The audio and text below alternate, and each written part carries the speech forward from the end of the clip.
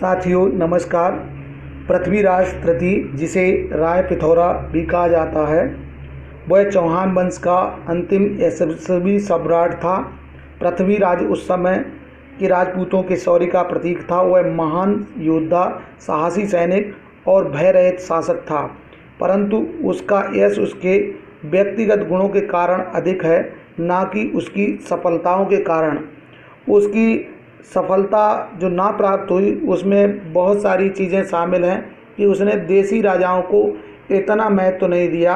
गुजरात के शासक मूलराज द्वितीय और जयचंद को भी नज़रअंदाज किया, क्योंकि मूलराज द्वितीय ने मोहम्मद गोरी को अकेले परास्त किया था और पृथ्वीराज चौहान ने भी स्वयं 1191 ईस्वी के तराइन के युद्ध में मोहम्मद गोरी को पराजित किया था। किंतु एक कहानी जो भारतीय इतिहास के लिए बहुत दुखद साबित हुई, वह थी पृथ्वीराज चौहान और जयचंद की पुत्री संयोगिता का प्रेम विवाह।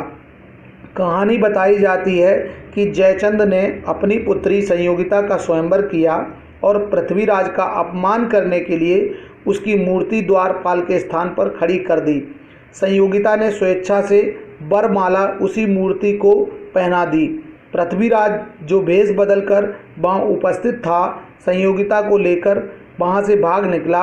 मार्ग में उसके सरदारों ने कन्नौज की सेना का मुकाबला किया और पृथ्वीराज को सुरक्षित अजमेर पहुँचा दिया। वहाँ उसने संयोगिता से विवाह किया और अपनी नवयौवना सुंदर रानी के साथ भोग विलास में लिप्त हो गया। पृथ्वीराज और जयचंद की शत्रुता का कारण यह घटना रही हो, ये लोग मानते हैं।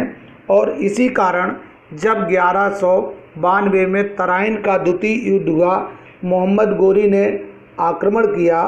जो मोहम्मद गोरी 1191 में तराइन के प्रथम युद्ध में पृथ्वीराज चौहान से बुरी तरह पराजित हुआ था और घायल भी हुआ था, अब की बार बहुत ज़्यादा तैयारी के साथ तराइन के मैदान में आ डटा। यद्यपि पृथ्वीराज चौहान ने बहुत सारे राजकुमारों, सामंतों को, करीब करीब जिनकी संख्या 150 थी, इकट्ठा करके युद्ध के मैदान में आ डटा, किंतु गुजरात के शक्तिशाली शासक मूलराज द्वितीय और कन्नौज के शक्तिशाली शासक जयचंद का समर्थन पृथ्वीराज चौहान को नहीं मिला, जिसके कारण पृथ्वीराज को बुरी तरह से पराजित होना पड़ा और भारतीय इतिहास में एक दुखद समय आ गया और चौहानों की सत्ता दिल्ली और अजमेर से समाप्त हो गई। सोचने में आता है, यदि राजा जयचंद और मूलराज का सहयोग पृथ्वीराज को मिल जाता तो निश्चित रूप से मोहम्मद गोरी की तराइन के द्वितीय युद्ध में पराजय हो जाती, क्योंकि पूर्व में पृथ्वीराज और मूलराज अकेले ही उसे पराजित कर चुके थे। दोस्तों, ये थी पृथ्वीराज और जय